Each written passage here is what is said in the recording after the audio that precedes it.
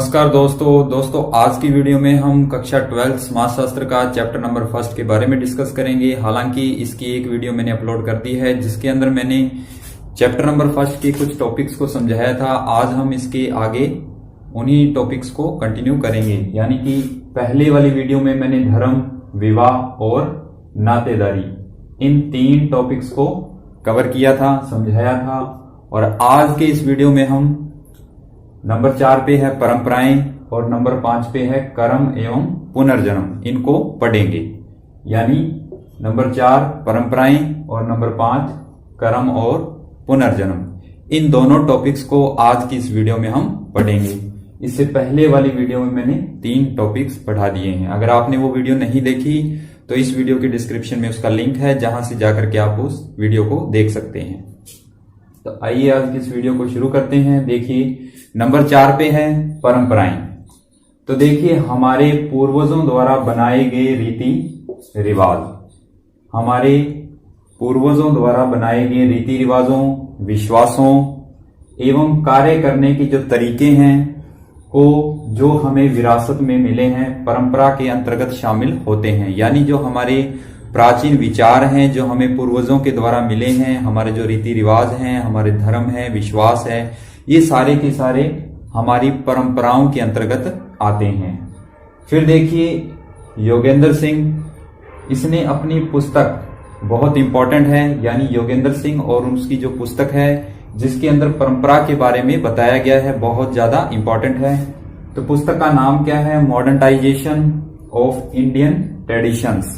यानी ये जो बुक है योगेंद्र सिंह के द्वारा लिखी गई है। कौन सी, क्या नाम है? Modernisation of Indian traditions. Modernisation का मतलब आधुनिकता, आधुनिक, और इंडियन यानी भारतीय, ट्रेडिशंस यानी कि परंपराएं। तो यानी कि भारतीय, आधुनिक भारतीय परंपराएं योगेंद्र सिंह के द्वारा लिखी गई बुक है। उसके अंदर उसने क्या बताया है? देखिए भारत के संदर्भ में परंपरा की अवधारणा का निर्माण 4 विशेषताओं के आधार पर किया। यानी इसने अपनी इस पुस्तक में परंपरा की 4 विशेषताएं बताई है कि परंपरा का जो निर्माण है वो 4 विशेषताओं से मिलकर के होता है। वो 4 विशेषताएं कौन कौन सी है? तो देखिए नंबर 1 पे है सामूहिक संपूर्णता, नंबर 2 पे है संस्तरण, नंबर 3 पे है प्रलोकवादी और नंबर 4 पे है निरंतरता।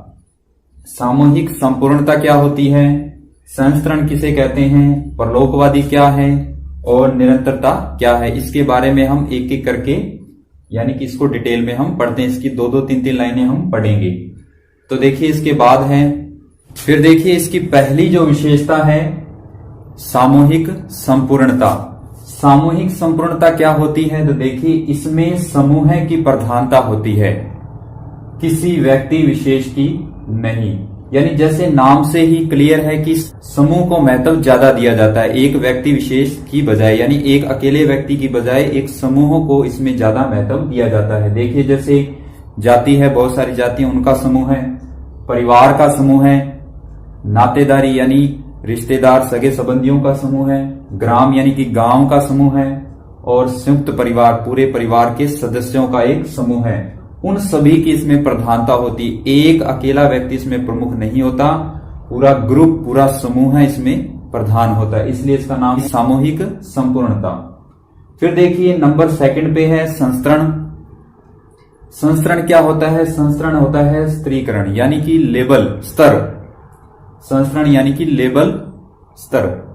भारतीय समाज में कर्म और गुण दोनों क्षेत्रों से उजागर होता है। यानी कि जो स्तर है, संस्तरण है, वो 2 क्षेत्रों पे डिपेंड करता है। पहला क्षेत्र है कर्म का और दूसरा क्षेत्र है गुण का। यानी जो स्तर है भारतीय समाज का, जो स्तर है वो कर्म और गुण 2 क्षेत्रों पे डिपेंड करता है। तो देखिए पहला है कर्म। कर्म के आधार पर वर्णों की रचना हुई, यानी कर्म जो थे उनके आधार पे वर्ण बने। वर्ण कौन कौन से वर्ण थे? तो देखिए 4 वर्ण थे। पहला था ब्राह्मण, फिर था क्षत्रिय, फिर था वैश्य और फिर था शूद्र। इन 4 वर्णों की जो उत्पत्ति हुई थी किसके आधार पे? कर्म के आधार पे हुई थी, यानी इनका स्तर कर्म था। फिर देखिए जो कालांतर में जाति के रूप में रूपांतरित हो गई, बाद में ये जो वर्ण है ये जाति में कन्वर्ट हो गए, ब्राह्मण जाति, क्षत्रिय, वैश्य, शूद्र। तो ये तो था कर्म के आधार पे स्तर कैसा रहा। फिर देखिए गुण के आधार पे, गुणों के आधार पे जो स्तर था, संस्करण था, उसकी व्यवस्था त्रिस्तरीय, यानी गुण के आधार पे स्तर जो है 3 प्रकार का है। पहला है सतोगुण, दूसरा है रजोगुण और तीसरा है तमोगुण। सतोगुण होता है कि भगवान की प्राप्ति, आध्यात्मिक ज्ञान, यानी आध्यात्मिक जो ज्ञान होता है वो सतोगुण के अंतर्गत आता है, यानी ऐसा गुण जो हमें सर्वाधिक ज्ञान या भगवान की प्राप्ति करवाए, वो ज्ञान सतोगुण के अंतर्गत आता है। फिर देखिए रजोगुण, यानी कि जो भोग विलास है या सांसारिक लोभ लालच है, वो रजोगुण के अंतर्गत आएगा। और सबसे बाद में है तमोगुण। तम का मतलब होता है अंधेरा, यानी कि इसके अंदर ईर्ष्या, द्वेष, लालच, ये सारी चीजें तमोगुण के अंतर्गत आती है। यानी कि गुणों के आधार पर स्तर को 3 भागों में बांटा गया है। सतोगुण आध्यात्मिक ज्ञान, रजोगुण सांसारिक लोभ लालच और तमोगुण यानी कि ईर्ष्या, द्वेष, लालच, ये सारी चीजें इसमें आती है। फिर देखिए संस्करण के अंतर्गत 4 लक्ष्य भी निर्धारित किए गए, यानी स्तर के आधार पर 4 लक्ष्यों को निर्धारित किया गया। कौन से थे? धर्म है, अर्थ है, काम है और मोक्ष है। ये 4 लक्ष्य हैं और इन 4 लक्ष्यों की प्राप्ति के लिए, यानी इन 4 लक्ष्यों को किस प्रकार से प्राप्त किया जाए, उनके लिए 4 आश्रम बनाए गए। इन 4 लक्ष्यों की प्राप्ति के लिए 4 आश्रम भी बनाए गए।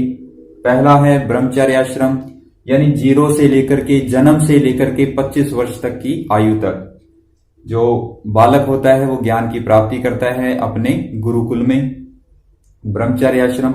उसके बाद वो गृहस्थी में प्रवेश करता है 25 से लेकर के 50 साल। दूसरा जो आश्रम था गृहस्थी में, यानी कि 25 से लेकर के 50 तक, यानी कि शादी विवाह करता है, गृहस्थी में प्रवेश करता है।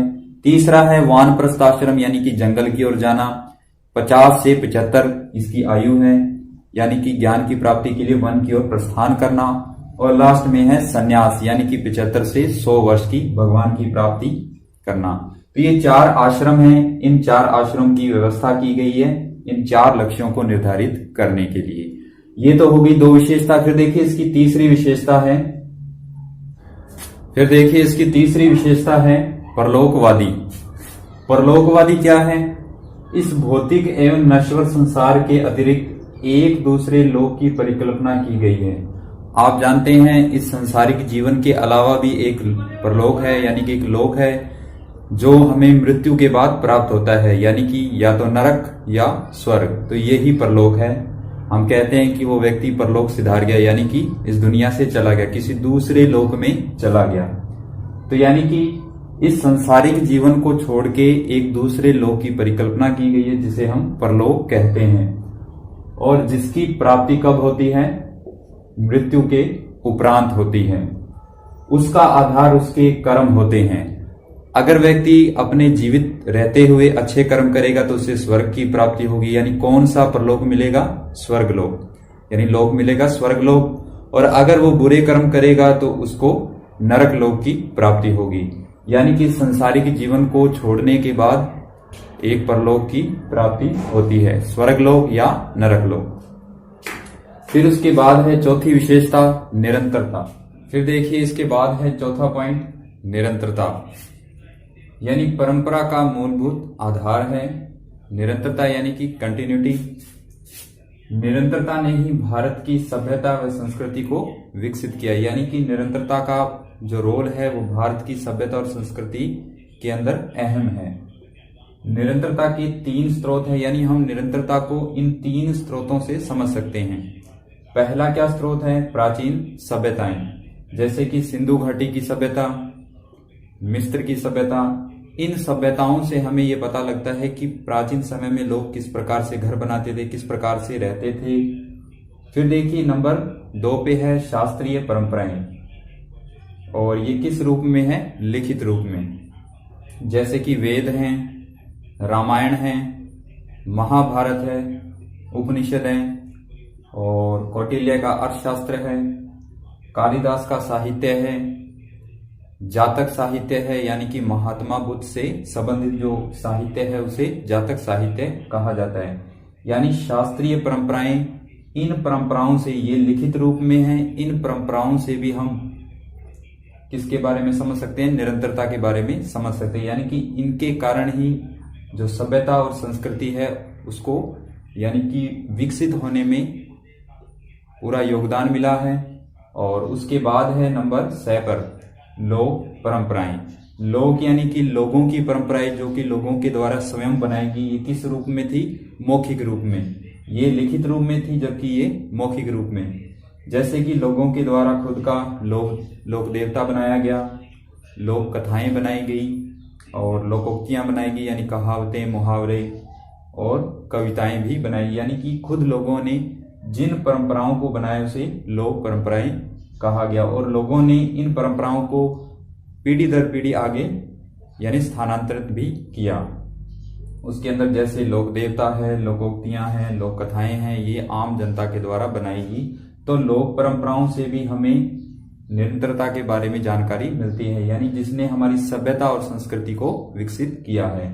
तो ये है निरंतरता। इसके बाद है हमारा नेक्स्ट पॉइंट कर्म और पुनर्जन्म। तो ये 4 की 4 विशेषताएं होगी जो योगेंद्र सिंह ने अपनी पुस्तक में बताई थी। इसके बाद नंबर 5 पे आएगा कर्म। इसके बाद है हमारा 5वां पॉइंट कर्म एवं पुनर्जन्म। देखिए, मानव के जन्म का निर्धारण उसके पिछले जन्म में किए गए कर्म के आधार पर होता है। यानी मानव का जो जन्म है उसका निर्धारण किस पे किया जाता है, उसके पिछले कर्मों के आधार पे। सत्कर्म यानी कि अच्छे कर्म का परिणाम अच्छा होता है, जबकि कुकर्म यानी कि बुरे कर्म जिसका फल बुरा होता है। अच्छे कर्म करेंगे तो उसका फल अच्छा मिलेगा और अगर बुरे कर्म करेंगे तो उसका फल बुरा मिलेगा। फिर देखिए कर्म शब्द की जो उत्पत्ति है, यानी कर्म शब्द किससे मिलकर के बना है, तो इसकी जो उत्पत्ति है क्री धातु से हुई है, जिसका अर्थ क्या होता है, जिसका अर्थ है करना, किसी कार्य को करना, व्यापार करना, हलचल, गतिविधि। ये सारे के सारे अर्थ किसके हैं, कर्म के।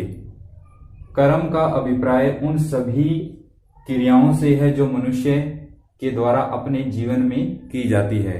यानी मनुष्य अपने जीवन में जो कुछ भी करता है वो उसके कर्म है। अगर वो अच्छे कार्य करता है तो उसके अच्छे कर्म हैं, और अगर वो बुरे कार्य करता है तो उसके वो बुरे कर्म हैं, और उनका फल उसे आने वाले समय में मिलता है, यानी कि पुनर्जन्म में। फिर देखिए गीता में क्या लिखा है। गीता के अनुसार मानव 3 प्रकार की क्रियाएं करता है, यानी 3 प्रकार के कर्म वो करता है। 3 प्रकार की क्रियाएं हैं। जैसे मन से कौन सी क्रिया करता है, मन से जो भी क्रिया करता है उसे हम मनसा का नाम देते हैं, यानी मन से की गई क्रिया मनसा। वाणी से यानी बोलचाल से, बोलने से कौन सी क्रिया, वाचा। और शरीर से जिस क्रिया को वो करता है उसे कर्मण कहा जाता है। ये कर्म के ही प्रकार हैं, यानी कर्म के ही 3 प्रकार हैं, या कर्म की ही ये क्रियाएं हैं। तो यानी मन से मनसा, वाणी से वाचा और शरीर से कर्मण। उसी प्रकार से भारतीय समाज में भी 3 प्रकार के कर्म बताए गए हैं। कौन कौन से हैं। पहला जो कर्म है वो है संचित कर्म। संचित कर्म क्या होता है, देखिए पिछले जन्म में किए गए कर्म, मनुष्य के द्वारा जो पिछले जन्म में किए गए कर्म है वो किस में आते हैं, संचित कर्म में आते हैं, जिसका फल उसे आने वाले समय में मिलेगा। फिर दूसरे नंबर पे है प्रारब्ध कर्म। पूर्व जन्म में किए गए कर्मों का फल वर्तमान में भुगत रहा है, यानी इस समय वो पिछले जन्मों का यानी फल है वो भुगत रहा है, उसे किस कर्म के अंतर्गत रखते हैं, प्रारब्ध कर्म के अंतर्गत। संचित कर्म पिछले जन्म में किए गए कर्म होते हैं, जबकि प्रारब्ध कर्म जिनका फल वो इस समय भुगत रहा है।